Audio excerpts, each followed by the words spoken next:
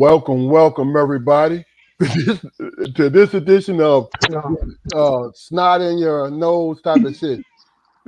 I'm one of your hosts, Keith Armstrong, along with my other host, the nose picker, Fuck off. Uncle Spoke. along with Your boy Fluke Dog. all right, and we got a special guest tonight, Xavier Lee. Um, Good to have you, bro. welcome How to you the doing, show. brother? What's going on, man? Y'all can hear me good? Oh yeah, we can hear you good, bro. All right.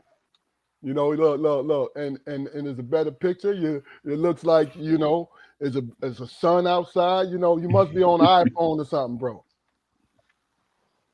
Yeah, it's an iPhone. So iPhone is. Come on, man. Hey, look, That. this is Strong Perspective podcast. We're on every Friday at 7:30.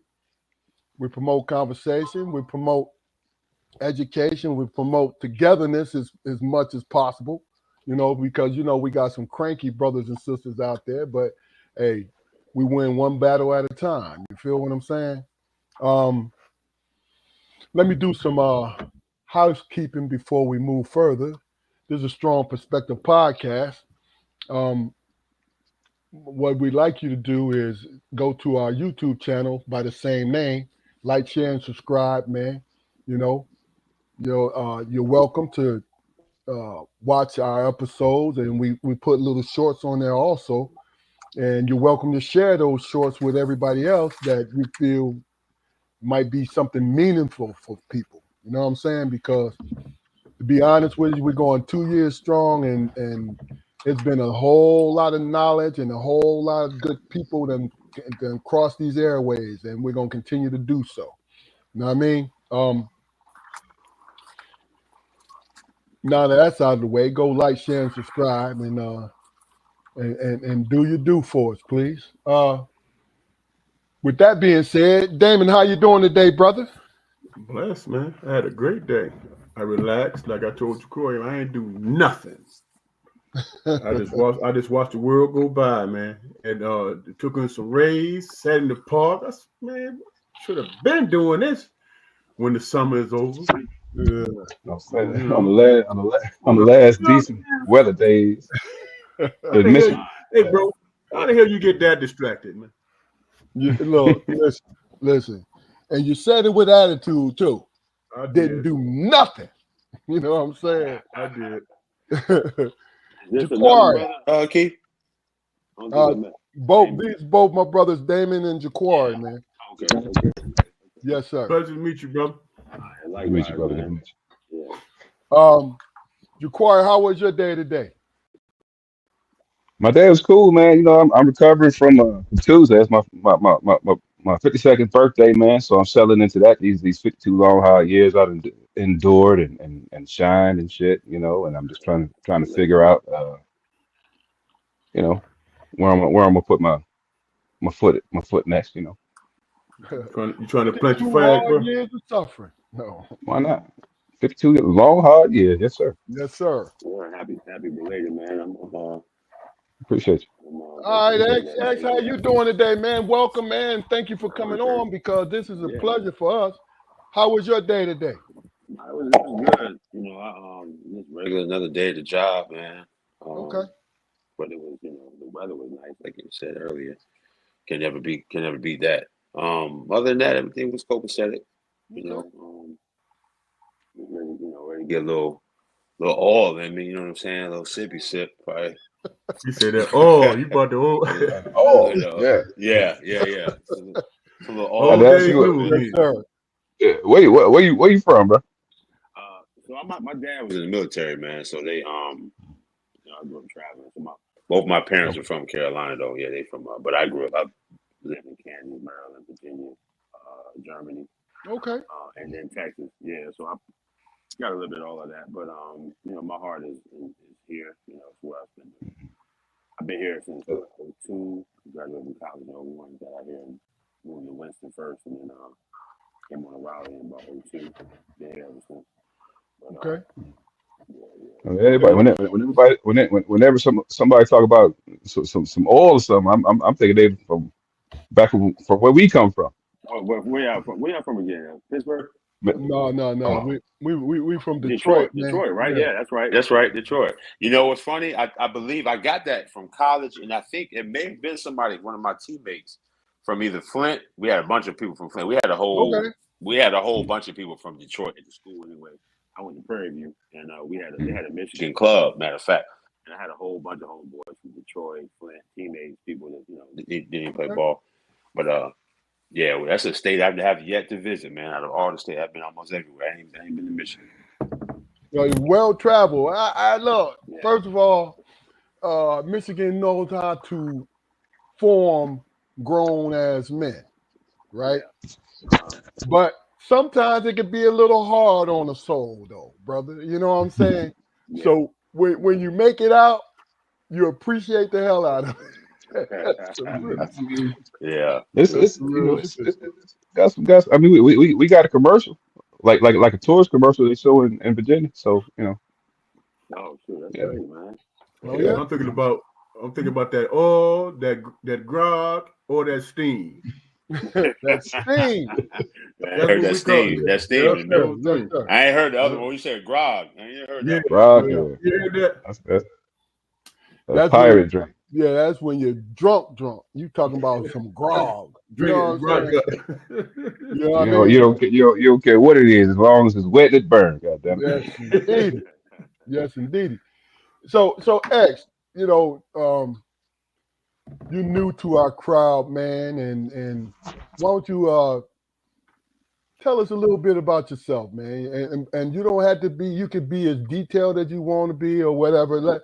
First of all, I'll give you a good starting point. Talk about being a well-traveled young man.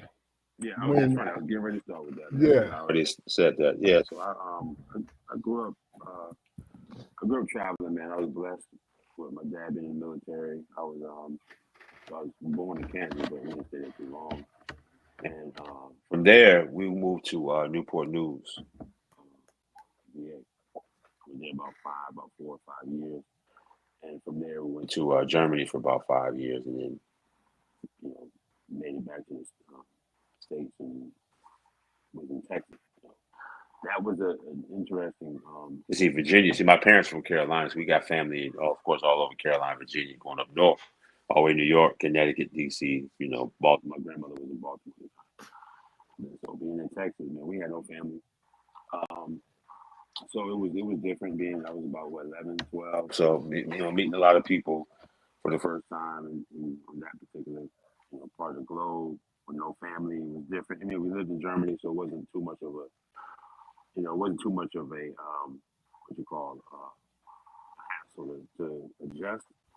But that weather, man. I mean, I'm coming from cold, true winters, snow on the ground the whole yeah. time, to Mhm. to and it's West Texas too. So we were in El Paso, Fort Bliss. Okay. West Texas, dry heat, man. Crazy. Um, from there, I just met a couple of friends. So a couple of them I'm still cool with to this day. End up, long story short, just finished high school there, and then went to Prairie View, A&M, out there in Houston, outside of Houston. Um, played ball there, and then uh, came out in '01, man, and moved back to the East Coast. I knew I was gonna get back here at some point. Um, the whole idea was to try to get to Charlotte, Atlanta. Back then, this is '01. You know what I'm saying? I mean, they jumping now. If you imagine back then, they were starting to really, really jump. Atlanta been on it like that. Charlotte was like coming up. Uh, so then I met my ex-wife. When I moved here, and that's how I got to Raleigh. Been here ever since, man. Been here ever since. So, but seen a lot, man. Met a lot of good people. I was in law enforcement, so I met Keith for about 8 years. Um, Interesting career, to say the least. Somewhat of a conflict of interest, but it was what it was. And then got out of that and started doing some mental health. I did mental health for about 8 years, 7 years. And now I work for the state, man. I do disability. I'm a claims adjudicator. I'm trying to get people with disability, man, Medicaid. Okay. Okay. Okay. that's pretty much my story in terms of the traveling. I get to see France, Amsterdam, all over all parts of Germany. Man, I was also in martial arts, which I'm not too vocal about, but yeah, I got a black belt, so I got to travel, going to tournaments and see different places over there, and continue to travel. Just traveling to college, playing ball, all over the Delta, Mississippi, and all that, Louisiana. Um, let's see, yeah, I mean, those are some great memories, man. Playing ball, strong, playing college ball and nothing like it. You get the opportunity, Yeah. travel with it and experience and meet people and a few places in Biloxi, Mississippi. That's where our SWAC tournament was for my 2 years. I played it 3 years. And yeah, man. So these last about 5-6 years, I started really getting into what I really love to do, which is writing. So I have a couple of children's books out. And, Hey, X, hold on for 1 second because yeah, this is probably, even though the other part of your journey was important, this is you. I want you to be nice and clear because your mic is going in and out. I don't know if your beard is getting in the way or not. Hey, man, they go. hey, Keith. I ain't know he's speaking his dirt. So how you say that, man? Legacy dirt. Speaking dirt. Or I mean, I know, but it's three aspects you spoke on, man. I want to ask you about, man. When Keith. But hold on. Let him finish this because this is what he's doing right now. No, I want you to give us. Yeah. Go ahead and do what you have to do, man, because this is important also. Very important. Okay. Yeah. So I started doing poetry, open mic events and stuff like that, and back in 2014, 15, and just as a way to get my expressions out. Like I said, my gift is to write. It's been since I was a little kid. My first poem, I think I was about 12, 17, called "Increase the Peace."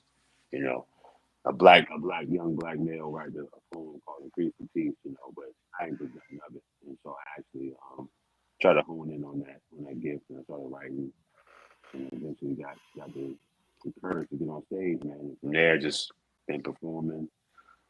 Okay. And started in that transition to acting, been on stage, been doing numerous stage plays, and now movies, man. I'm doing film. I got to be in Atlanta next month for a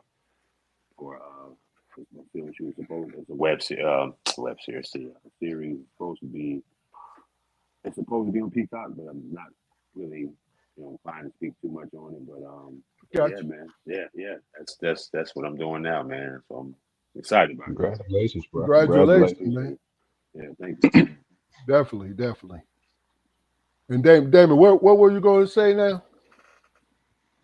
No, what I was saying was that it was going in and out like you said, man, what you expressed too. Okay. But I caught that last man, you a jack of all trades, Renaissance man then, huh? Renaissance. Yeah. Sounds like Sound like I heard you covered all the civil service branches. I heard that part. You know what I'm saying? Law enforcement, mental health, and what was the third one? Disability. Yeah. Oh, you covered all bases, man. You covered all bases. And bro, you a Renaissance man, bro, for real, man. Yes, and indeed. so you do the acting and all that stuff? Yeah. I got I've done probably about 12 stage plays in the last few years. Oh, okay. Just did my first lead role in a play by the late Sam Mark Williams called Home. I've done Fences by August Wilson, the Ma Rainey's Black Bottom by August Wilson, and a few others. wow. A couple movie cameos, yeah. You also wrote some books too, haven't you, bro? Yeah, the children's books. I got two children's books out that initially when I started doing that, I wanted to have a series of books. And started doing so many other things, man. I just put some things on the back burner, you know what I'm saying? So Got But you. I'm still gonna get back on that. I actually got one a young adult chapter book that I need to kind of tweak up. I got about 10 chapters. Been sitting on it for a couple of years, but yeah, man, yeah, Hmm. just trying to leave an imprint. You know, For Okay. sure. we all got our time, man. So it's just a matter of what we do No while doubt. we're here. You know what I'm No saying? doubt. Yeah. No doubt. I have this question for you. With me, my personal life, every moment that I've spent, Mm-hmm. like high school, college, left an imprint on my life, on how I am today. Right? Yeah. Can you speak on your journey, and you pick two things from your journey that has an impact on who you are today? Two things from my journey. Yeah, let me put it. Just bring in, not to put you on the spot, but I would say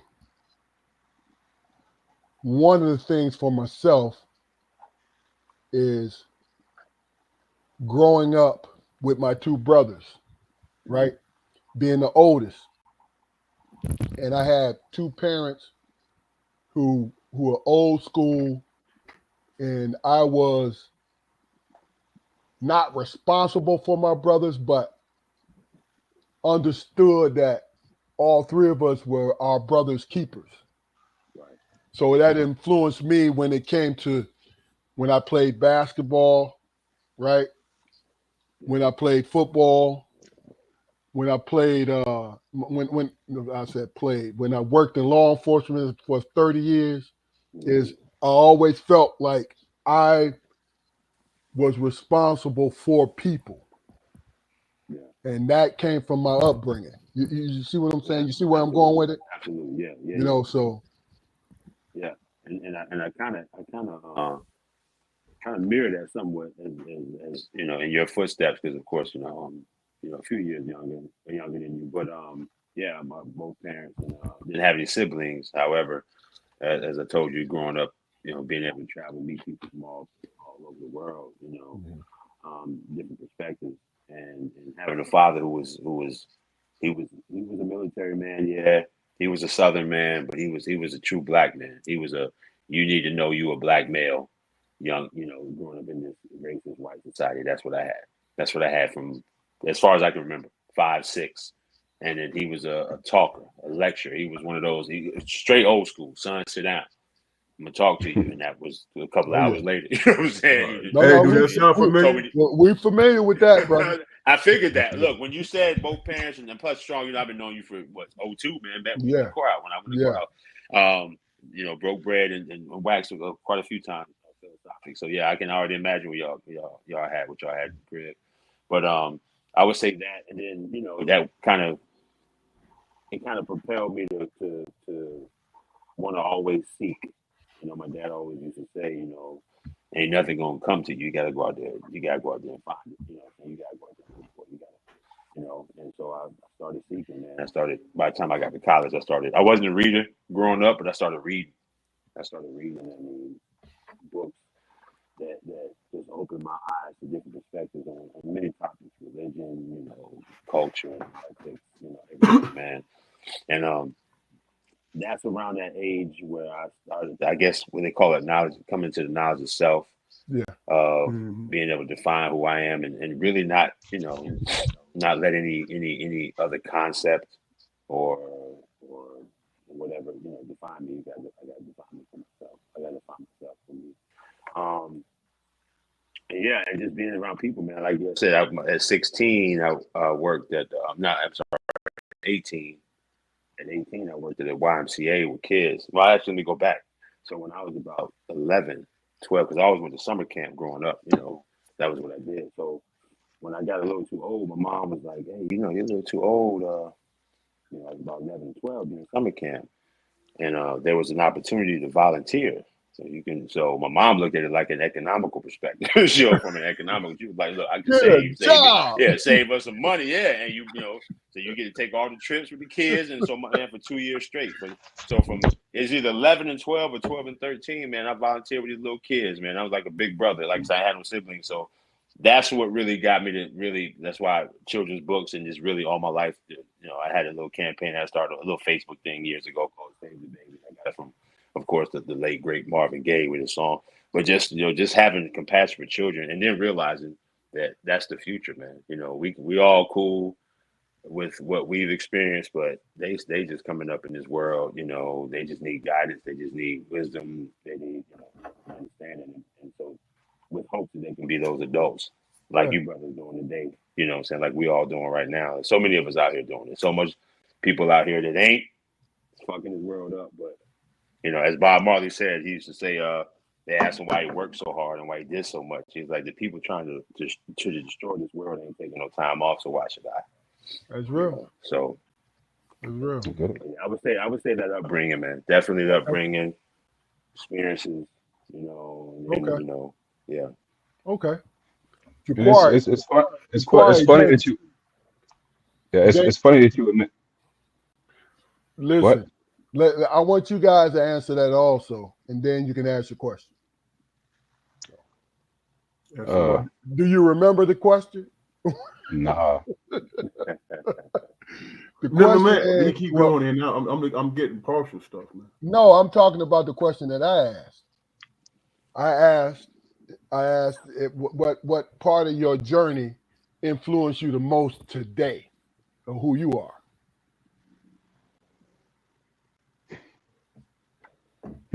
I mean, you know,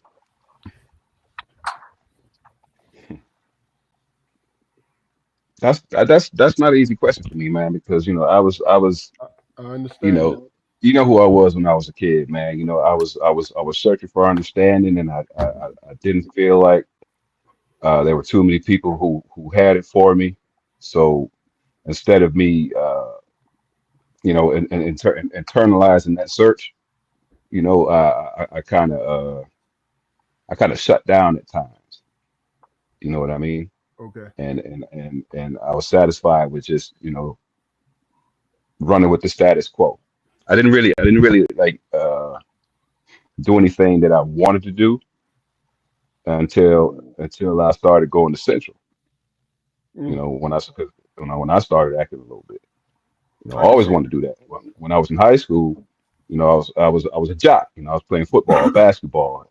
You know, when they had like the theater meeting or whatever, you know, they told me I couldn't come in there. So I was like, okay. Gotcha. You know, so whether it was the dream deferred or not, I don't know. But there's a lot of shit like that, man. A lot of things, man, where, you know, when I think about them and I really do a self-assessment and I say, man, if you would have just stepped up and you know and expressed what you wanted, man, and what you needed at the time, you would have been fulfilled in those situations. You know what I mean? Gotcha. And I think that shapes me now because that's what I do now. You know, go out of my way, which might be contributed to that as well. But I go out of my way, man, to, you know, tell people what's on my mind with as little offense as possible. Yeah. You know. Yeah. But you know, it's worked. It's worked for me up to this point. I had a good life, you know. But okay, Damon, what about you? At this stage in my life now, man, finna be 59, bro. How I think about it is, and I hope I answer the question, but the way I'm thinking is this way, man. You know, thinking back in my life in retrospect, the things I struggled with had easy answers to it. I was just too stubborn to recognize it. But now that I'm recognizing it, now I'm excited about the possibilities, man, because I take it a different approach to life, man. I see it different. Gotcha. You know, and I think that's the best way I can answer that. If I answered it. No, look, yeah, because it came from your heart, man. So that's all I wanted. That's all I wanted to hear you say, brother. I knew what I was saying. I just wanted to hear you say it. Cosign, man, cosign that. But look, the one thing that I understood about this, man, is I always was, even though I wanted to be a part of the group. See, I grew up wanting to be a part of the group, but it was never a part of it.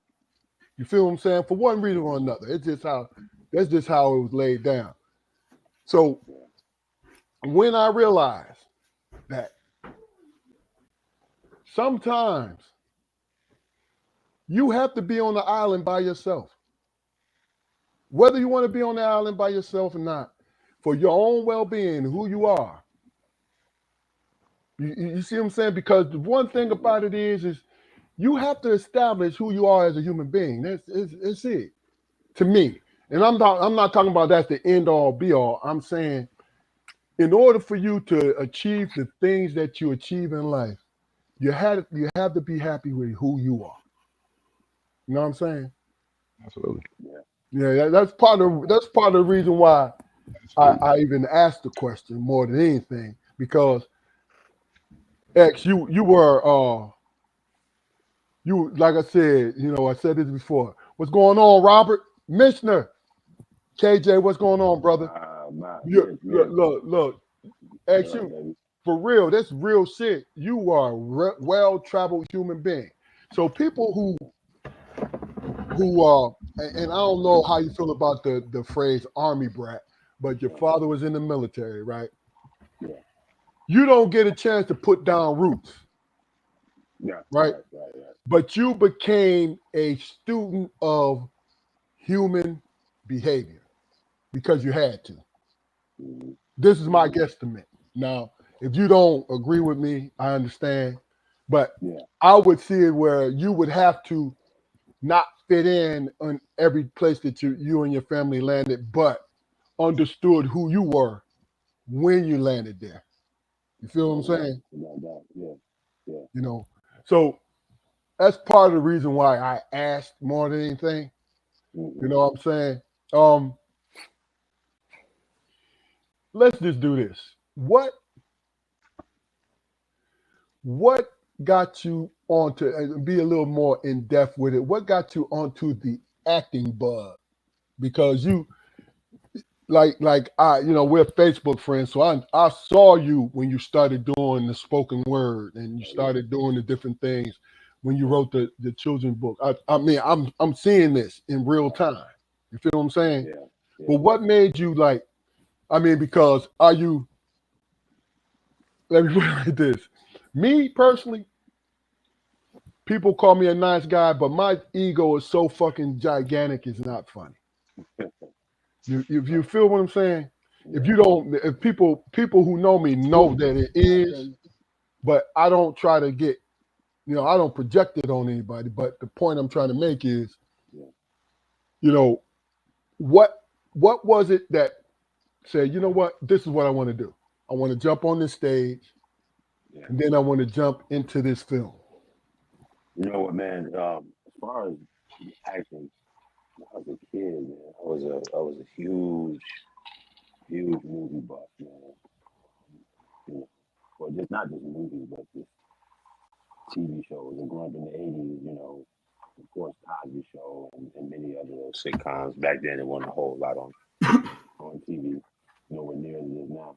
But I always found, as a kid, fascination in some of those actors, man. Like mainly like Denzel and Morgan and Jack Nicholson and all this. I found like this interesting fascination, even amongst my peers. We talk about a movie or we talk about a show, whatever we saw. And I was just like, fascinated at how they presented the character. Didn't really quite understand why. I just didn't watch it like everybody else. I was also watching it like almost like a director, like, yo, you see that? Yo, you see doing the background? I would pause the joints, man. I'm like 8, 9, 10 years old, pausing, rewinding, trying to find, little flaws and shit like this crazy stuff. But so I've always been into film. I just didn't really, get, I don't want to say pushed, but motivated, if you will, to take that route as a kid, like so many people do. Yeah. So it wasn't too off when I got the first offer to do a stage play. I actually came from doing open mic, spoken word. Actually, I did a show, and in that, to Deb, I got shout out to Deb, man. She's a theater director where I do most of my plays with. I've worked with some other people, but with Pure Life Theater, she saw me we did a Mother's Day, so the fiance, my wife and I say fiance, wife and I, the Queen, we hosted a Mother's Day event through the theater, and I just did 1 or 2 pieces, and I think what she saw, because she's been doing theater forever, what she saw was like, okay, he might be able to be on stage and do well. So she asked me after the show, and I thought about it. I'm like, she's like, you want to do it's called Fences, and I had heard of Fences because I saw the movie, Denzel, my favorite actor, but I had knew nothing about August Wilson, the playwright. I just knew that Denzel was in that movie, and yeah, I didn't play Denzel's role, but I still we get offered asked to do that. It was monumental to me because it was the first time. And I just said, yeah, what I'm saying? I got the script, and that was my first script that I had to, read and learn the lines. And, man, it really just took off from there. And just everything that I remember growing up, all the little details, just watching, and then just being heavily animated, man. I've always been silly my whole life. I caught most of my whippings was being a class clown. So, in Living Color, all them Saturday Night Live, all them crazy shows, silly shows, Martin, you name them, I was watching them. But just being extra, being animated, being silly, man, just kind of just encapsulated all of that and then just put it on the stage, and then the rest was really from getting opportunities, and then from there, just like I think I did my first. Had a cameo little part in the film. So it's out on Prime and all that. I beatboxed, in the park. We actually shot out here in Wake Forest. You beatbox, I think from there. Yeah, from there, man, I was like, it was a faith-based film, so I ain't had no lines and shit. I just beatboxed for like 10 seconds. I'm in that joint, and but yeah, from there, I was like, you know what, it's something I would mind doing. I mean, I ain't gonna lie, I ain't trying to do it full time. I'm too old for that, If I get an opportunity to do something, though, of course, like I am, I'm taking them. But as far as just am I that passionate and driven to try to, go all out and do it full time? Nah, man, it's a lot of work. It's fun, but it's a lot of work. They said Morgan Freeman started when he was 50. He did. Sure did. He did. Later in life. He did. Gene Hackman started at 50. I know that. I know Chadwick Boseman started. He won't 50, but he started kind of later after school. Yeah. Last name Duvall. Robert Duvall. Yeah. Started it when they was in their 50s. But yo, I caught something real quick. You said you was beatboxing in a faith-based movie. How does that work, bro? No, it's so my character rather was we had a family. It was me, my wife, and in the movie, my wife and my daughter, little girl. They both had a few lines, and we were in a park out here in Wake Forest, enjoying the park. But that scene was so the main character, or one of the main characters, she was a photographer, and but basically in short, she took on her niece because her sister passed in a car accident. So she started raising her niece, the main character, and the niece was the little girl was the main, and then the mom, the aunt. Yeah, so she was a photographer, so she was in the park that day, just kind of taking shots, and she took our family photos and whatever. And the girl, our 6-year-old daughter wouldn't smile, so she was just kind of like, yeah. So it's one of those. You want to smile? It's like, hey, Dad, you like music? Like, yeah, I like. So I started beatboxing. Okay, I got you. Funny. Yeah. Okay. So you was a scene stealer then, huh? Scene stealer, man. But it was fun. It was fun. It was hot as hell that day too. I tell you that. Hot as mother, man. Yeah. Jaquari, Jaquari told us earlier he was a theater major at Central. Yeah, I heard him say that. And I personally seen him in about 4 plays. And the funny thing about it, when you grow up with someone and then you find out that they actually got some damn talent that you ain't paid attention to, I was like, that's my man. You know what I'm saying? Yeah. And my question is what I asked X, man. What made you I think you touched on it before, Corey, but what made you gravitate toward that? You know what I mean? Is it because the young women that's in the theater majors, or what the fuck is going on? Well, yeah, you threw me off of that one, but I think it was the attention, man. I love the attention. I love being in front of people, man. Because like I said, I didn't necessarily feel like I had people's understanding, in my everyday life, but on the stage or whatever, they didn't have any choice but to focus on me because they came here to see me or whatever. So I'm like, okay, I respect that. You paid your money or whatever, so I'm gonna give you what I got. You Okay. know, Ain't nothing like it either, but there's nothing like it, man. for real. I There's think nothing that's like what that. keeps it, what I mean, even more Yeah. motivated. Like, oh, people actually, and then the feedback, people, especially the elders that love theater and respect theater. Because I wasn't no Mhm. theater person. I ain't grow. Like I said, I love movies, but I think the first play I went to, man, I was married back then. We went to some play, I can't remember what it was, but anyway, I didn't do plays and all that shit. So to do stage and do theater for me now is like shit. That wasn't a dream, man. I hooped. You know what I'm saying? But I'm gonna be a in that But for isn't me, that for isn't me, that for me, it was a carryover, man. For me, it was a yeah, carryover that's from what I was athletics, about to man. say, Jacor, but On go ahead. that stage, man, and once my body had become had got to the point where I couldn't do what was the 35, 40 mile an hour crashes anymore. I had to put that energy into something else, man. And when I first applied to Central, I'd already been to a couple of other colleges or whatever, and I wasn't a theater major. I decided to become a theater major at right. Central in the office while me and my brother Keith was standing there, and the lady was like, well, what's your major? I was a freshman. I didn't have to declare a major right then. I just, I said, I thought about it for a second, Mm, and I said, spoke, huh? What's your dream, man? What you want to do? yeah, What do you want to do? And that was it. yeah, And got into it a little bit and discovered that I had a little bit of skill at it. right. You know, Yeah, Yeah. yeah. You were the it was a really really good, huh? Sam Art Williams. He was at didn't he teach at the time in theater at Central? Say that name again. Sam Art Williams. He was in what was that show we always not To Kill a Mockingbird. He was in one of those shows we grew up watching. Okay. No. Yeah, What year was that? he wrote home. What years was he the theater? He went to Central actually, and he came back. He went to New York, came back and started teaching a couple Okay. classes. I'm not. Okay. Yeah. I'm not sure the years. It might have been a little before. Yeah. I tell you, and it's relatable because all four of us have been high level athletes.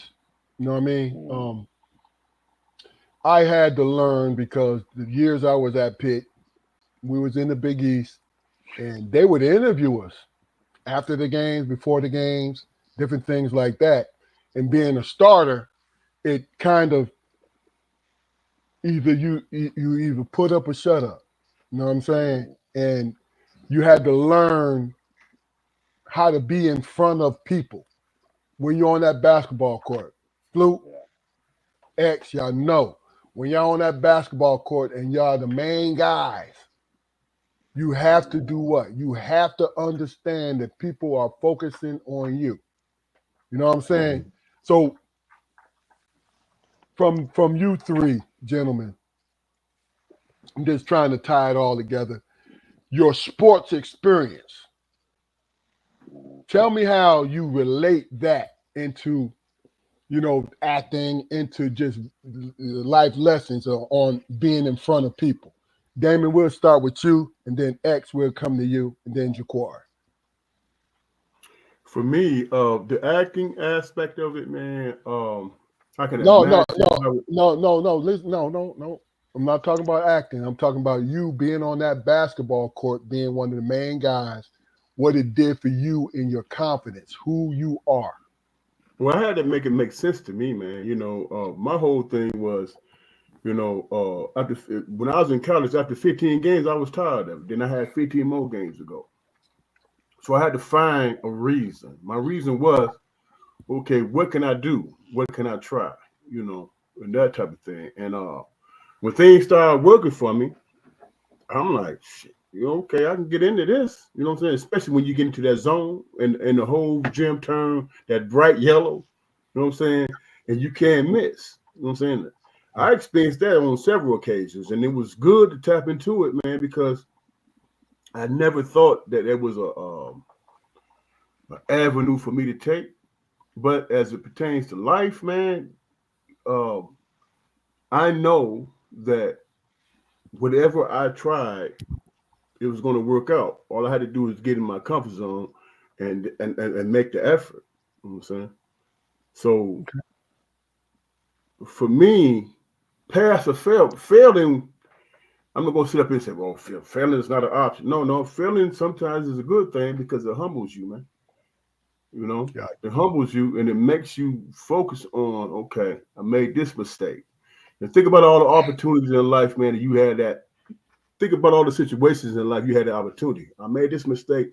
Let me go back and work on it and then, challenge it again. Sometimes you don't get that, that opportunity. So basketball made me realize that I had to make it happen in real time. You know what I'm Yeah. saying? And not give anybody a choice to make it for me, make the decision for me.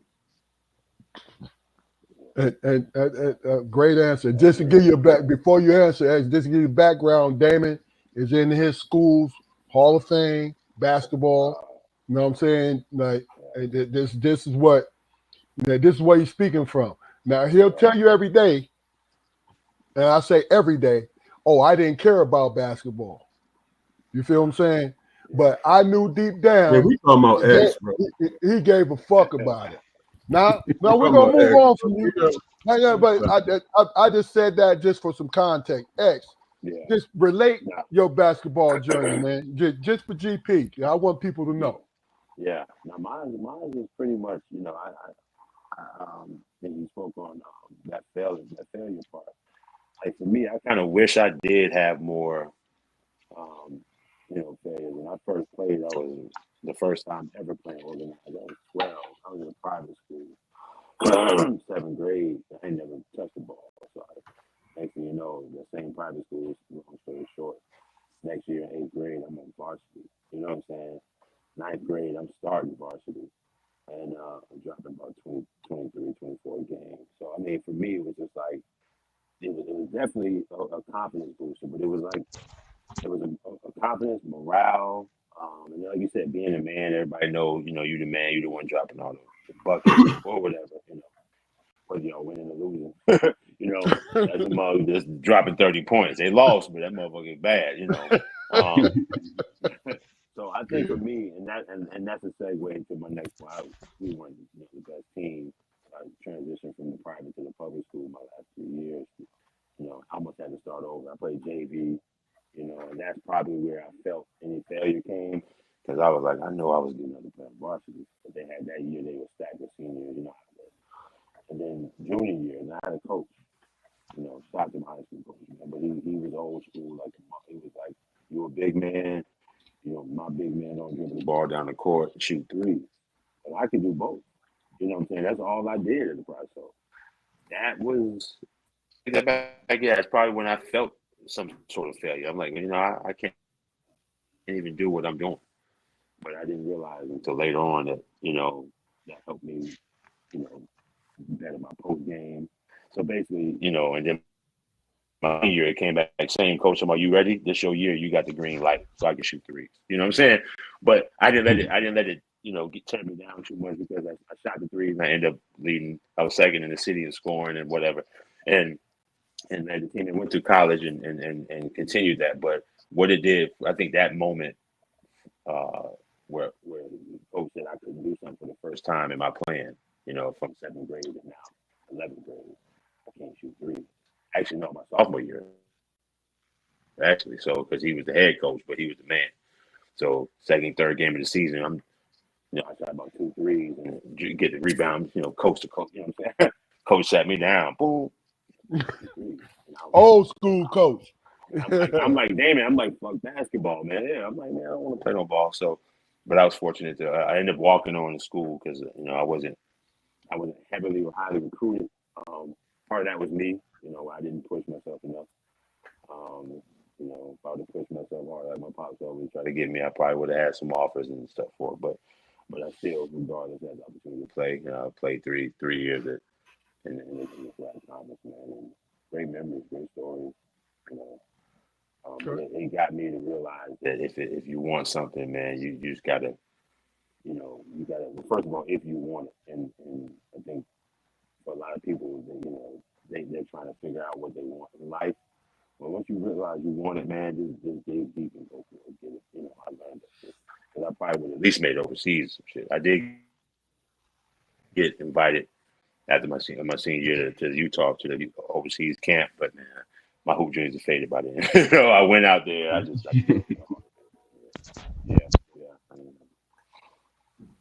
I think a lot of that has to do with like my brothers would tell you that I was obsessed with basketball. You know what I'm saying? Yeah. And when you get humbled in the sense that nobody's checking for you. See, that was my case because I was looked at as a football player. So nobody really wanted to, you know, like, yo, he playing football, whatever. You know what I mean? But that's another story. Don't make a difference. Jaquari, related from you was a basketball player, but you was mostly a football player, offensive lineman. Relate that to the situation. Well, for me, man, it was I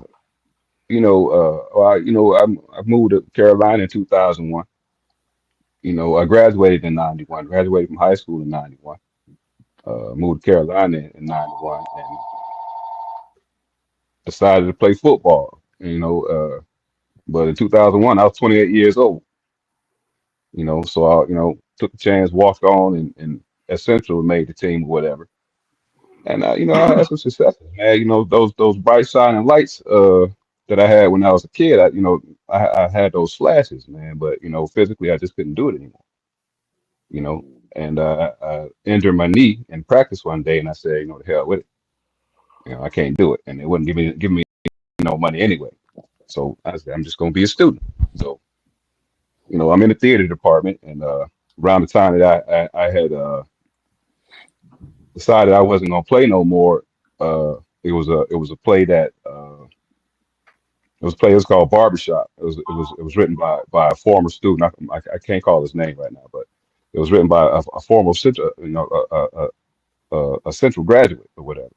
And it was originally it was another guy in the role that I had, but he pulled out for some reason, and they asked me, so yeah, I auditioned for it, and and it was pretty good for me. It was pretty good for me, but I learned that being on the stage in theater, man, it might as well be a contact sport, man, because I found myself having to get in shape, for it, because the things that I didn't know. You gotta fill up a room, no matter how big that room is. You got to fill it up with your personality, just so the people in the back can hear the same things that the people in the front can hear. You got to be larger than life, because anybody will tell you, we can always pull you back. And I love that, because me being 6'7", I was always the focal point on the stage, always the focal point on the stage, man. And that fed, you know, that fire for recognition and people paying attention to me that I longed for, as a child or whatever. You know what I mean? So that's one of the things I found on the stage, man, and it became comfortable for me. It was a very, very comfortable place for me, throughout the 4 years that I was at Central. Okay. Very good times for me, man. And I was in some of the best physical conditions up to that point that I was ever in my life. Because what is it? For us, it was 6 weeks of 6 weeks of rehearsal, and then we had 3 4 days of the actual production. two plays a day or whatever. That shit was hard for me. It was hard for me, you know, in the beginning when I didn't know exactly what I needed to put into it. But when I figured it out, when I created and figured out my own formula, yeah, it was something that I actually love, something of my own that I actually love because at that point, like my peers, my friends, or whatever back home, hell, if they wanted to be in entertainment, they wanted to be rappers. I didn't know anybody who wanted to be an actor. So that was my thing. Yeah. You know, but Okay. it was a lot of good memories, man. 4 good years. You know, and I wouldn't give it up. I wouldn't trade those years for anything. All right. Well, look, let me change it up just a little bit, man, because I'm doing this on purpose because of the people that's here, and I know it's going to be some great responses. The first part of it is, and it's relating to the questions we just answered, just the last couple questions. I'm a J. Cole fan, Kendrick Kendrick Lamar fan. What I mean, I'm a fan of lyrics. I'm old school, but I'm a fan of lyrics. And J. Cole said, when you let them kill your dreams, your dreams still haunt you. When you let them kill your dreams, your dreams still haunt you. We'll start with you, X. What does that mean to you, that statement? Oh man, I respect Cole, man. All the rappers is out now. Uh, I'm like you, I'm old school with it. I'm sure everybody, all of us are, man. Um, J. Cole, you know, he's that guy. I'm not familiar with that song or those lyrics, but when you let them kill your dreams, they still haunt you.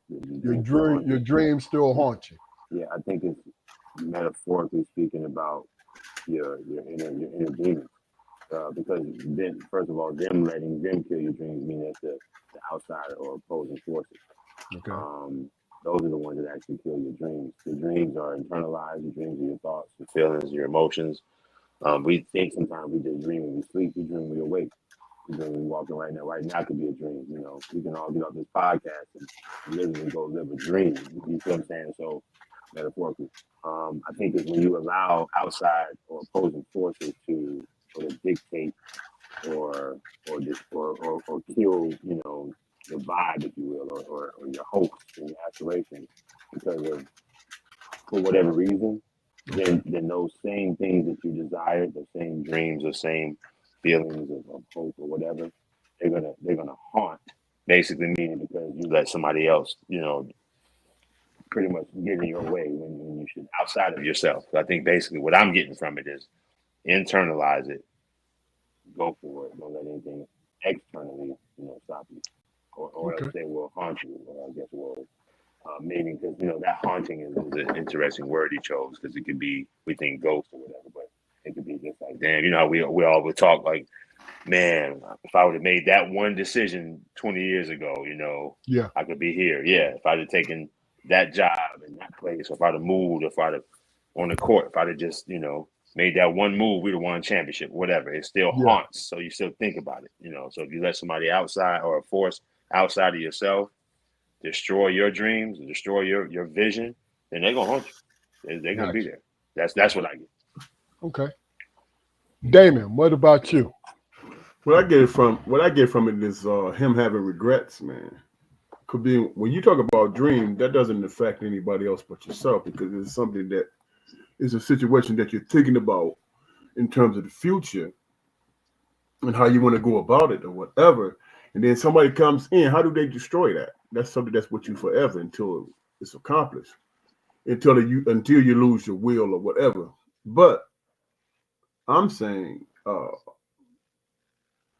he said when they kill your dreams, it still haunts you. That's basically saying to me that you allow somebody to kill your dreams. Man. You know what I'm saying? You allow somebody to take over your dreams in your life. Hey, like Richard Pryor, ex-wife said, "Oh, you got any dreams? We want them too." You know That's real. that. Do you give up control of that? You know what I'm saying? Because you really, I mean, you have dreams, but there's a journey that you have to go through. It's a process, and all of that is an experience. So, how do you allow anybody to affect that? Is my point. Okay. Because it has nothing to do with anybody else. It's yours, and personally. You internalize it, and you look for the road to travel to be able to achieve it. How do a person kill that? You know what I'm saying? Yeah. Jaquari, what is your take on it? My take on it, man, is we all, as human beings, man, we all deal with the with that great big old what if. You know what I mean? Some of us have several what ifs, but the ones that really, really keep us up at night, the ones that for some reason or another we can't deal with our shortcomings, so we do put it on other people. Because, as Dana just said, I don't really think it's possible for another man to kill somebody, another man's dream. You can't Unless do it. unless we allow it. Yeah. Yeah. Yeah, and unless physically apprehend you and prevent you from taking those steps. But anything outside of that, I mean, it's our all of our hells are all self-made, man. I mean, do myself, for instance, I wish I was still involved in theater and acting and everything. I do. But over the years, man, I've given myself the leeway to construct so many excuses why I'm not. Is something that I don't think about it that often anymore. Okay. Okay. You know, Yeah. and that's like I said, nobody else has actively had an opportunity to impede me, to stop me from doing that. Hmm. But if we were to go over my list of excuses, I'm sure it would be filled with outside sources. Of course. Of course, because what do we always do? Well, I mean, we inadvertently, because I think just being conditioned to get along with the overall community, we condition ourselves to look for excuses of why you know what I'm saying, Yeah, why we hadn't we, made it. we Being, lie to ourselves. I'm not even going to yeah, condition. I'm not even going to say condition. We lie to ourselves, man. We lie to ourselves that we are content. yeah, You know, yeah, and if you truly are content, then so be it. But if there's just something that you know told yourself at one time you at least wanted to try before you died, and you haven't, there's yeah. no excuse for it. Because I've always, what I my answer to it is, the way I see it is the way I see myself.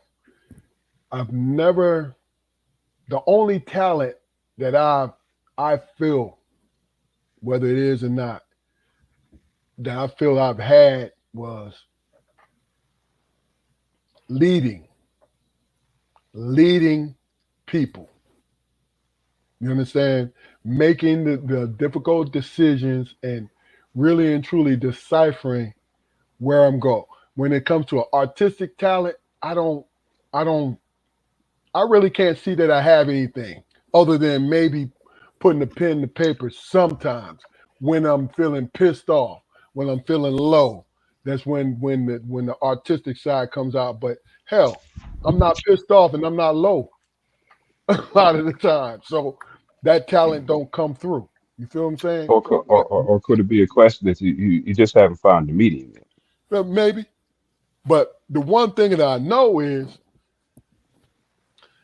I have the talent to lead and step out there when nobody else wants to. If y'all was to think about all the talented people that we admire through the millennium, Shakespeare and Plato, all these different people, man, were they like everybody else, man?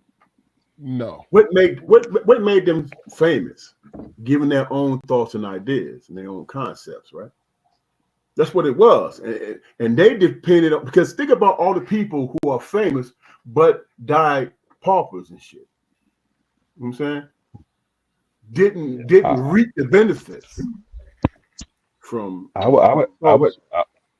say that they're exactly like us, man. They're exactly Right, like us. but You know, they artistic talent and everything, man. But what they did was they created opportunities for themselves. and they ain't give a fuck whether or not people thought of them well, differently. what was the Anyway. opportunity? Um, The opportunity was not to get phased out or care about if people listen to you or not. It was predicated on your own thoughts, Yeah, ability, yeah. identities, and concepts, right? You what you You know do what I'm is you make people not make saying? So what do we convince do? people. You convince people to think along your lines. But what if that convincing doesn't happen in your lifetime? Is my point. It happens all the time, bro. You're right. This is all My, our great philosophers, because you got to think about Plato, uh, Aristotle, Socrates. Socrates, and all these different folks, right? They looked at them as being peculiar, being crazy, being all exactly. these different things. You know Exactly, what and I'm saying? this is the point I'm making. I mean, do you get caught up on whether or not you get phased out, you get blackballed or whatever, or you just put your own personal shit out there? You know what I'm If it saying? ain't no, Based it's hard. on I'm what you being a believe dick. in yourself. I'm being a dickhead, but it's hard when you ain't getting paid to do it. You know what I'm saying? Like being different, when you ain't getting paid to be different, it's very hard for you to stick to your guns. I mean, especially when you got people. Right, And, but and then this is not making an excuse though. But go ahead. when you speak about in that aspect, then you're giving control over your life. You know what I'm Yeah, saying? yeah, I agree. You're giving control over your life, and then it's all predicated on whether or not you can be blackballed or somebody just don't agree with your opinion. One person would not 15 people could disagree, but that one person who does and then takes it to another level, Mhm. you were part of that. Gotcha, You know what I'm saying? gotcha. There's meaning in your life predicated on you just being yourself, man. You know what I'm saying? But you, And not being a follower or anything like but that. isn't that rare? Because we all look for the approval of other people, man. Now, I'm not talking about. I am not saying that it is hammered, but a lot of times, the majority of us, that's a better way of putting it, we look for the approval of the whole. Yeah, I mean that's just. I think that's just how it's. You know what I'm saying? It's just, That's how we. I That's how mean, we've been society. raised. is it because we're being conditioned to be that way, or is it because I think. Yeah, I think the majority of it is conditioned. I mean, think we grow up as parents. What do we do as children? We look to the approval of our parents. I mean, as children, we look to the approval of our parents, Mhm. grandparents, so forth. And inside the home, outside the home is the teachers and the pastors in church or whatever. For those Mhm. who go. But or anything, martial arts instructors, coaches, you're seeking at a young age the approval, and then that spills on into relationships. You want that person to look at you and like you, and you look good, you smell good, your hair is done a certain way. Girls look at a body, they're in the gym hitting it hard. Fellas got to get their swag on. I mean, it's all about approval to me, and I think it stems from conditioning from child. Other than that, you probably have, I'm sure, those few select people, like the ones we were talking about, who don't need no damn approval from nobody. This Yeah, is me, and this is what I'm gonna get done, and I'm gonna do it regardless. But yeah, I think the majority, yeah, a great majority, yeah. seek Yeah, well, approval, and whether we know it or and not. yeah, that's a yeah, yeah. and Well, that's well, when Jesus lived, he lived his whole life with just 12 people. You know what I'm saying? And he I got get it. persecuted. You I feel what I'm get saying? it. And that's the point I'm making. You stand on what it is that you're feeling and what you believe within yourself, and for lack of a better phrase, hope that people understand where you're coming from and not give a damn. But You know I what get I'm it. saying? Therein lies your choice. You know what I'm saying? Being yourself or giving a damn about what other people think. You know what I'm saying? Is it Yeah, real? but I Is think it really truly that simple? I No, don't it think not at ain't all. Because nothing ever simple, man. what is being yourself? Like I said, it's conditioned. If people are taught to think a certain way, to live a certain way, then is that themselves? So how are you going to tell somebody be yourself, but be how I taught you to be, or be how the Bible or the Quran or this or this, be how grandma always taught you? How are you going to, what is being yourself if you've been conditioned to think along certain lines, parallels of other people's concepts or ideas, whether it's Socrates, Plato, But Jesus Christ, or whoever. yeah, with that being said, which is a good point, X, but sometimes the majority is right. You know what I'm saying? You know, and what I mean by that is the overall morality of things, how you treat other people, Oh yeah. how you don't. You know what I'm saying? And this is not disagreeing with you. I'm just saying, just adding that, just hooking that on to Yeah. what you just said. You feel what I mean? Yeah, Because- but you lose. But in that mindset or attitude, do you lose the concept of self? Look, I you think people don't have the concept. A lot of people don't have the concept. that was what I was saying. I don't think they So- have so- it to lose. so what do you mean now? Because first of all, of course you have to have a foundation to build on when you're building who you are as a person, right? But there is an influence on getting along with everybody. Okay, so let me see what I'm put it saying? in, let me put it in sports vernacular or sports situations, right? If you trying out for a team, right, and the coach come to you and say, "You ain't who I thought you was, and I don't think you're gonna make it," right? And then in turn, you practice, do whatever you have to do based on how you feel about yourself and how you practice, how you do whatever, and then that coach don't have no other choice to say, "Hey man, I don't like your attitude, but I'm gonna play you because I want to win." You know what I'm saying? Did that coach influence you to be your best self? Or did you prove to that coach, hey man, I have this to contribute, and you trying to change me into something else doesn't help either one of us. But in From sports, sports is from a an hard artistic, thing to bring up, yeah. man. You can't. From an artistic point of view, Sports shit. Yeah, from an artistic point of view, from an artistic point of view, you don't give a shit.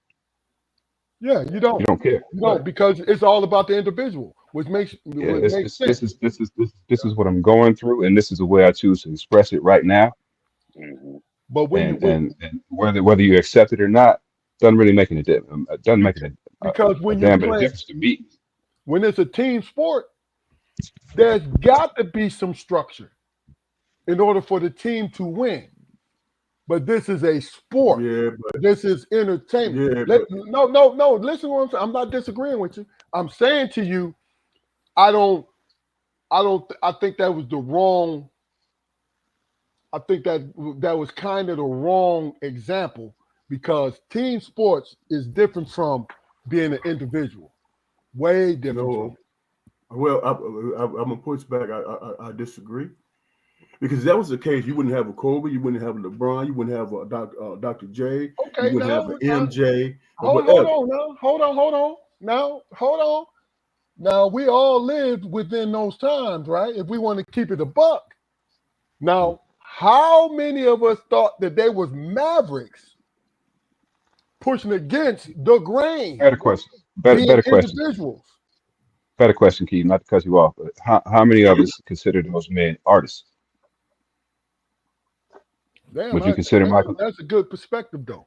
Would you Because- consider Michael Jordan and Kobe Bryant to be an artist in their muse, Damon?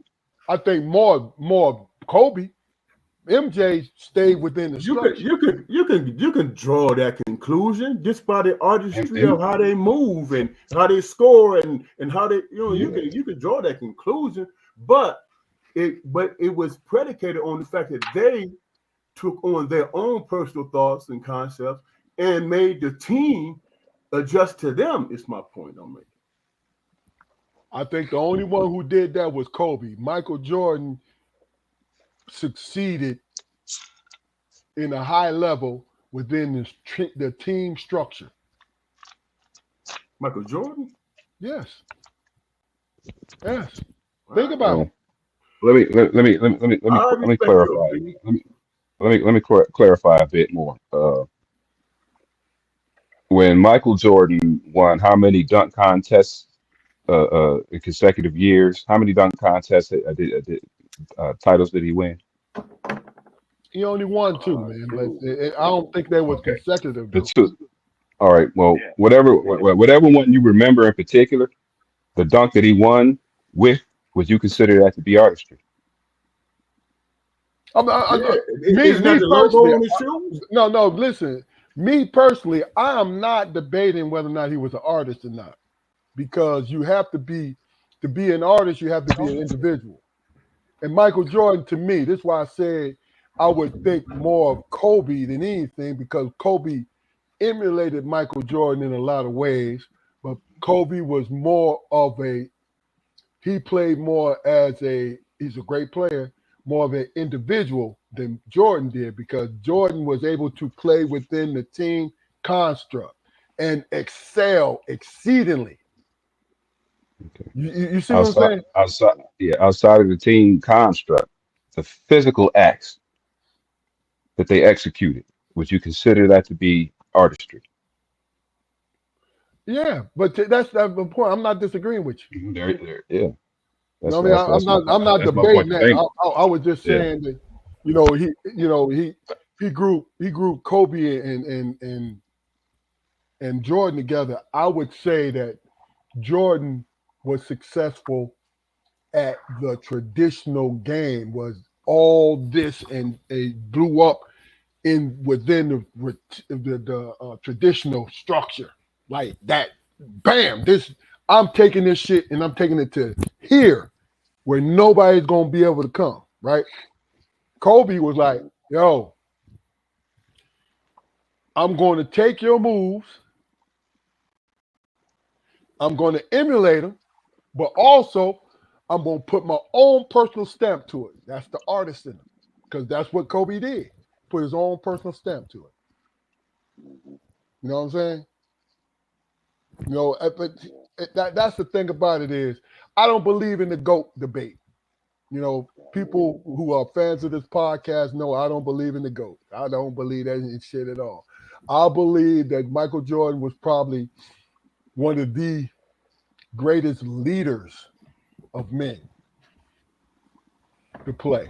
Him along with Bill Russell, one of the greatest leaders of men. You feel what I'm saying? Kobe did, even though Kobe was gifted, he went beyond the gifts that he had and became highly successful. You feel what I'm saying? LeBron James still playing, so I really don't like to talk about it, but LeBron James still playing. In my eyes, LeBron James is the most complete basketball player to ever play. Complete, where he can do everything. And he's a student of the game, and he did everything that everyone else could do. You know what I'm saying? And if you've seen his feet, them motherfuckers look like abstract sculptures and shit. It looked like he was fucking sculpting marble with them toes, boy. Shaq too. I'm like, well, damn, Shaq. You know what I mean? But all right, well, look, let me do this, man. These last couple questions, what they're designed to do, because the three of you guys have something that I don't have. You have a special place in your heart when it comes to being there fully for the fair sex, right? So I'm curious about, you'll understand what I mean in a minute, man. I'm curious about what you guys think. The first question I'm going to ask you is, you know the comedian Michael Collier? You know I'm talking about, old school dude, the whole nine, right? One of his jokes, one of his jokes, he said, when you're in a relationship, you either have a teammate or a motherfucking opponent, right? You need to figure out which one you have so you know what direction you go to. So we'll start with you, Damon. You would start with me, huh? Look at that. See, he. All right, we're gonna come in with you, Jaquari, because he. Yeah, My start with God, something. man, be Hey, fearless, look, Negro. You know what I mean? look, I got somebody standing at the top of the stairs too, bro. I get that. It ain't got nothing to do with that. I'm That ain't saying got to nothing to do you, with it, man. just give me your opinion because this is not a loaded question. Y'all know, Okay. y'all see this question. We can I'm start just, with me. I'm just All fucking right, with you, bro. go ahead, Damon. I know y'all joking, man. This You know is how I we do. truly feel about it, man. I came to a point in my life, man, where I'm only concerned about the person that I'm dealing with. I'm not dealing with what somebody said. They in their anger they can identify with. I'm talking about us knowing each other personally and the relationship we tried to build. If we're trying to build something, it's going to happen. If it don't, then we can come to a consensus and say, you know what, this is not working out without animus and shit. You know what I'm saying? And that's my goal. I'm not going to be angry with anybody if I'm giving my level of best and it don't work out, bro.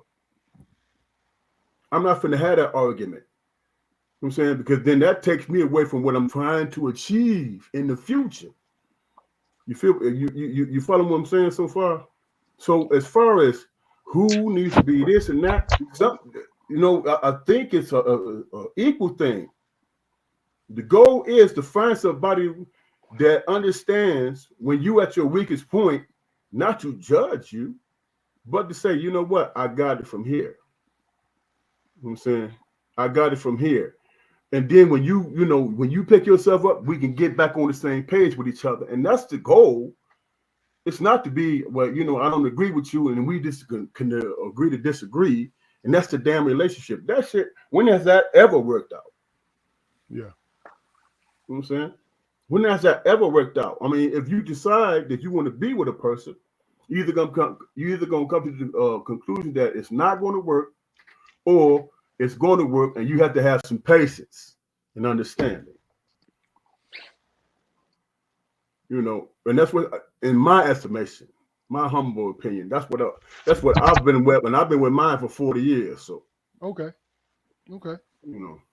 All right. Well, hey, X. Yeah. Like I said, it's more or less. Let me read it back to you because really and truly, the questions I bring on here is not loaded questions. It's just honest answers, right? When you're in a relationship, you either have a teammate or a motherfucking opponent. This quote. You need to figure out which one you have to know what direction you need to go.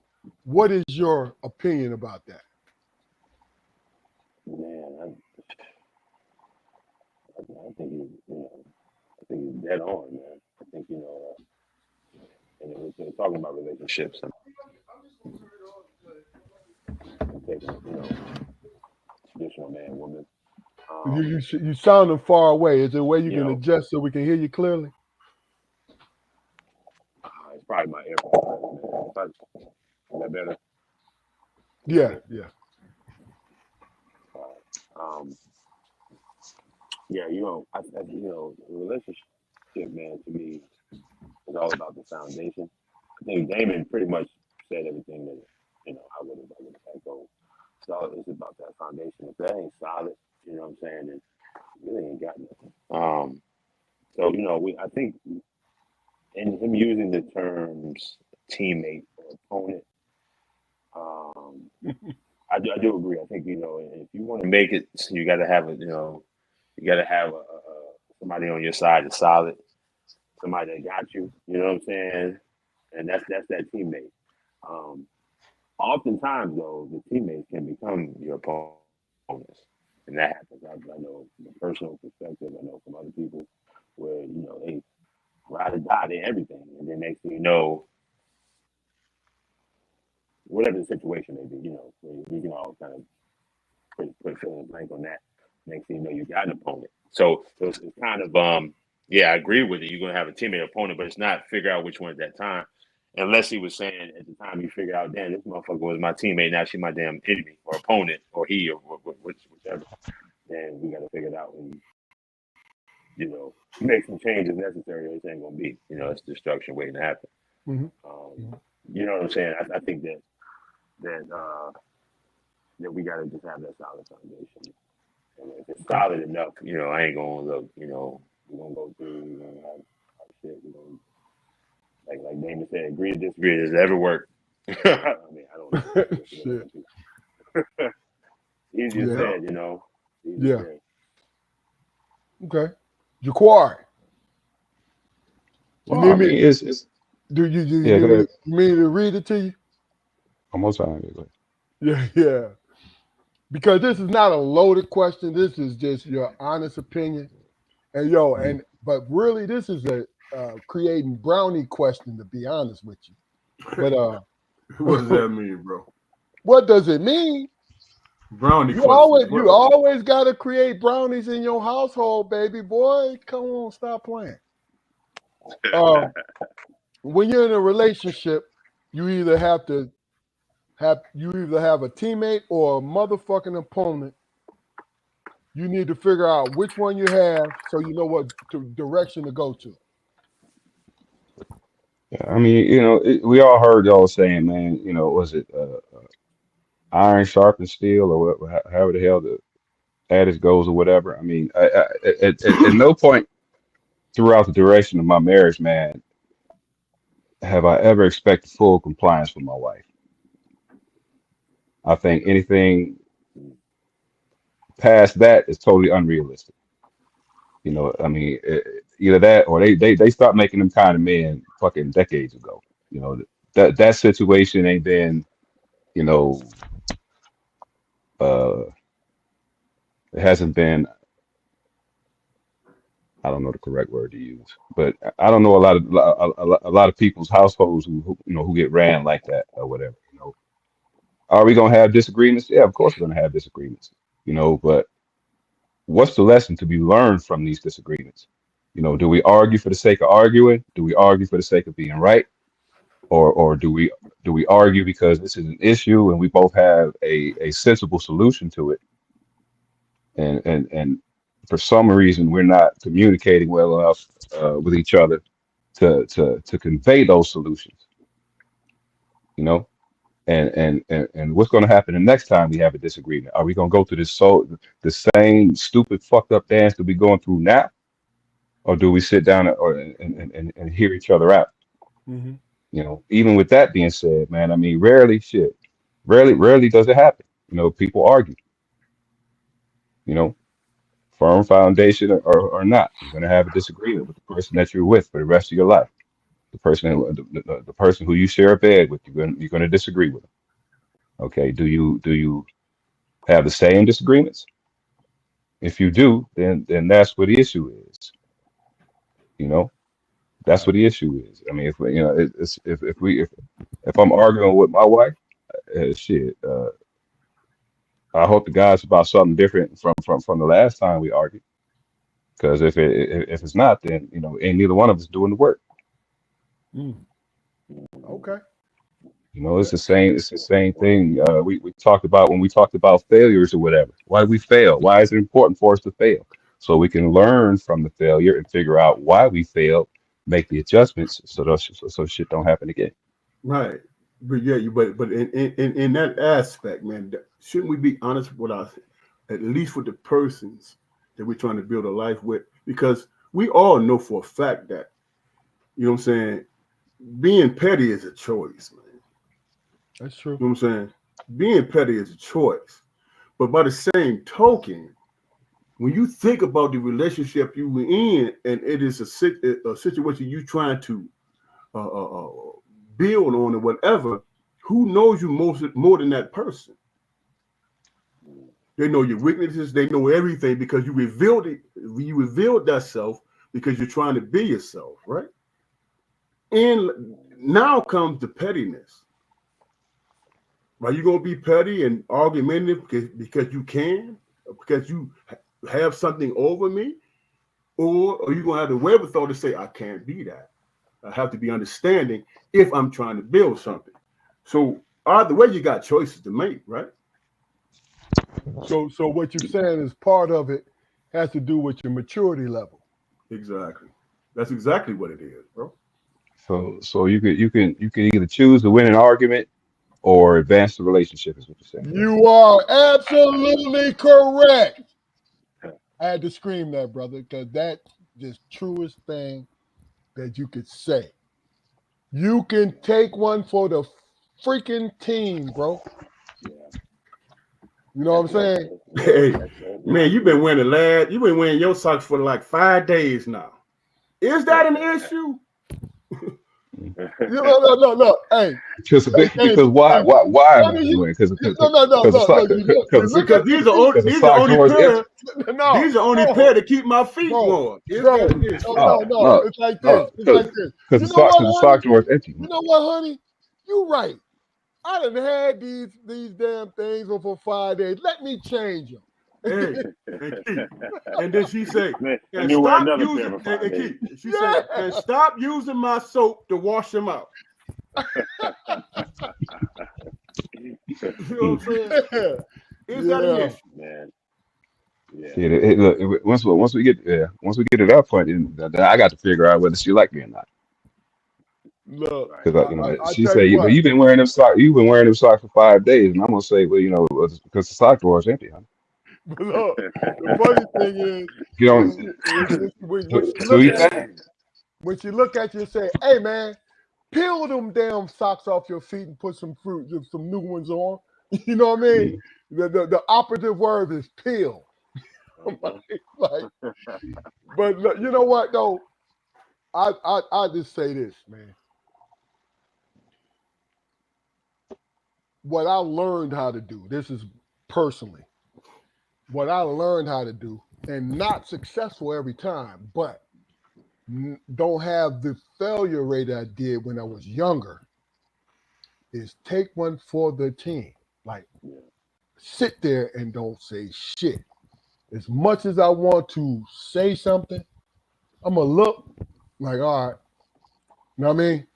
Because sometimes being familiar with your strength makes people feel as though they're stronger. Mhm. Being familiar with your strength, dealing with your Time. strength every day, make them feel as though they're stronger than they actually are. You know what I mean? Because you're trying to accommodate each other. You know what I mean? It's what it is. Where I find myself dropping the ball, man, is yeah, I take one for the team, man, but in my mind, I'm like, yeah, I'm taking one for the team, taking one for the team, taking one for the team. It's your turn now. You know, and sometimes you say fuck the team. You know what I It mean? don't happen. Yeah. I Here's mean, the thing, though. Here's the That's good. thing, though. How about being in an argument, man? And at the end of the argument, you say to yourself, man, I can never get that damn time back in my damn life. That was crazy as hell. When all I had to do was say, you know what, you're right, babe. We ain't arguing. And keep it moving. I mean, it's really that simple, man. I mean, it's It is. really It that is. simple. It is. You know, especially about things, especially with the things that we choose to be petty about. Yeah. Yeah. All right. Well, look, we on the fumes. So, last question of the day is: right now, as you stand today, is there anything that you can either alter or change in your life? What would it be? We'll start with Juju Quad, then Damon, and then X will go to you. well, I don't think I'm as outgoing as I used to be, man. Because when I was younger, I didn't really seek a payoff. But now, especially as I get older, man, I gotta have something. I gotta have some kind of incentive, or I tell myself I need some kind of incentive you know, to interact and to be a part of the larger conversation and to, you know, interject my opinions and shit, you know. But that's not necessarily the case, man. You know,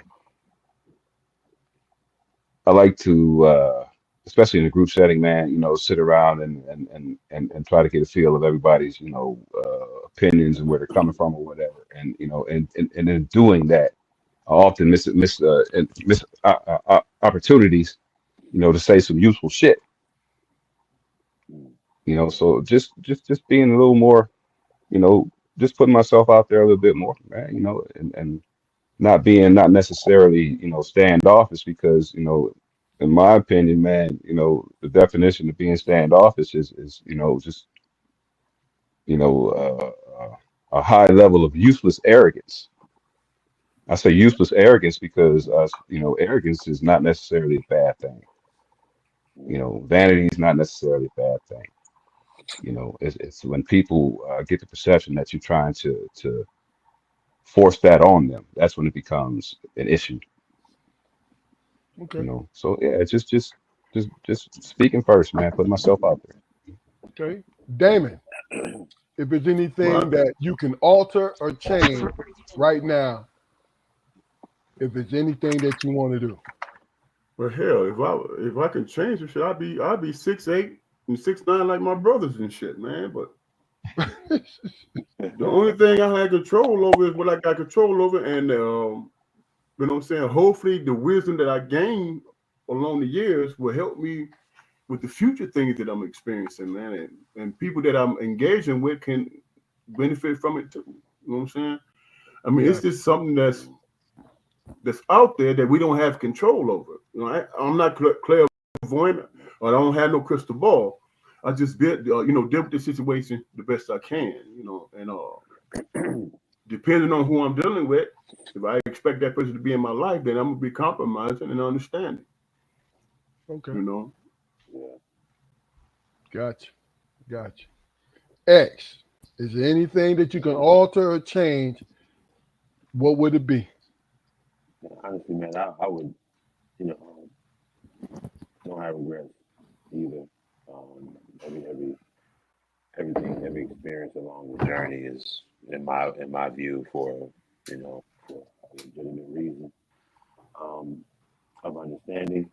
But of course, that's always a great question. You know, I grew up hearing my pops always just say, "If I could be your age, if I could do it again, if I could be your age, if I could do it all over again, if I could do this again." So, and I used to not, I didn't get why he would say it all. that's where I'm at now. Yeah, you know what I'm saying. Yeah, me too. Look, I'm behind y'all a little bit. I'm 46, man. I'm saying it. I've been saying it the last probably 5 years more than I ever have. It's funny, but Yeah, I would be more motivated, man. I think I just lack, and like I touched on earlier with just basketball, but just in life, man. When I was everything that I've done, I just kind of half-assed mediocre, you know, and still was successful to a degree. If I could change anything, I'd go back and just be motivated, be driven, you know, and you know what I could have. But other than that, you know, like I said, that's not based on any regret. Hey, it was what it was. It is what it is. Always will be. But if I could do anything different in terms of or alter, it's just my approach to life itself and just being more motivated to pursue something, whether Right, relationship. You know, I was right. married once, you know, legally married. You know, I'm in a relationship now. It's not legal, but you know, basketball, college. You know what I'm saying? Martial arts, law enforcement. I mean, whatever I've done, it just Gotcha. and just coasting through. You know, just Yeah. you know, be more motivated to be more successful and be able to achieve it. Okay. Other than that, Okay. I love my life, man. Well, look, great, great answers, conversations. X, you Yeah, did man, not that's great, disappoint. man. You did I love not it, man. disappoint. You know what I'm Appreciate saying? it. Yeah, And I man. knew I I knew my appreciate brother, I y'all. knew my brothers would like you. Yeah, You know what I'm saying? like I So said, I met my man at the party. I yeah, don't think the other one. I don't think Damon was Yeah. there though. But no, yeah, no. yeah. But I also knew just the personality that you have.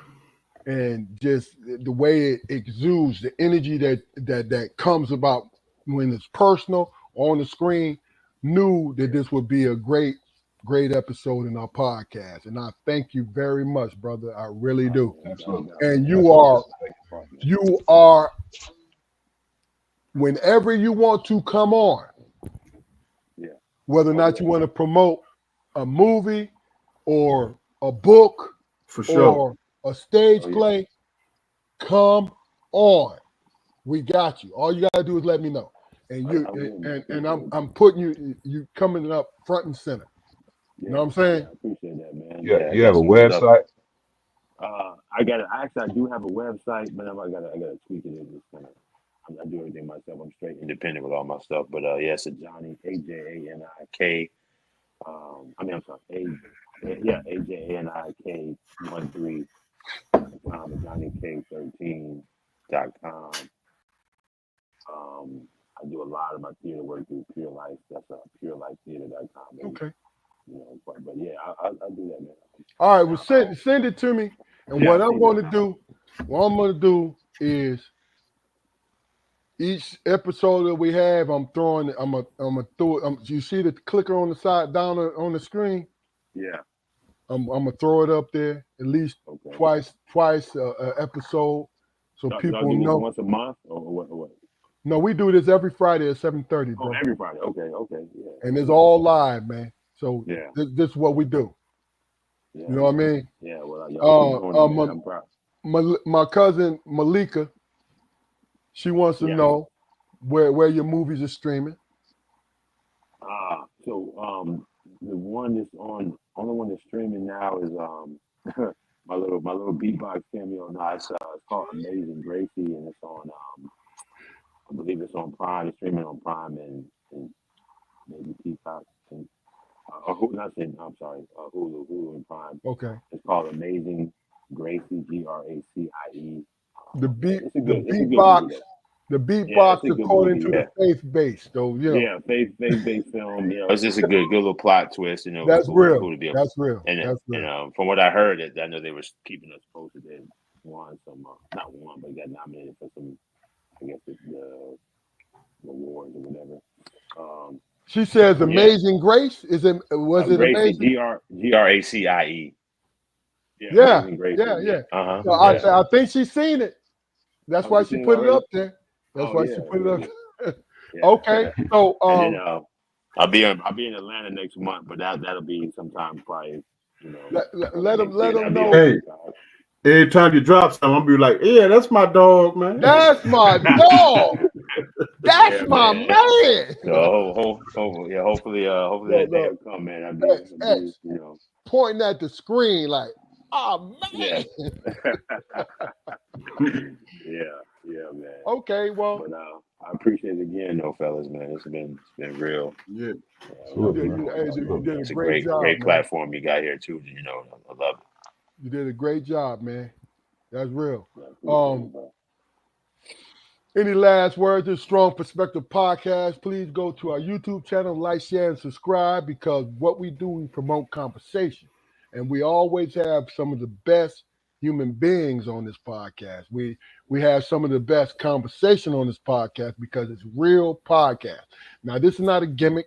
This is not going against the grain. It's the simple fact that what we're trying to do is make people understand that grown men and women can have conversation with the majority of the conversation is just talking about life, journey, the whole nine.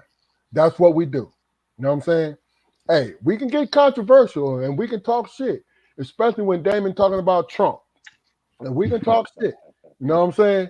But look, this is the first episode, Jaquar. This is the first episode in like 4 or 5 episodes. He ain't say nothing about Trump. That's because I ain't trying to do. Trying to get it started. I ain't trying to do. He trying to get you saying. I don't feel like no foolishness today, man. But this is Strong Perspective Podcast. Go like, share, and subscribe. Any last words, gentlemen, before we stay? Hey, X, stay on until we get off live, man. Oh, But okay. any last words before we get off? Gentlemen, I've thoroughly enjoyed the conversation once again. I look forward to the next. And bullshit ain't nothing but chewed up grass. So don't be afraid to get your hands dirty. No doubt. God damn, that was deep.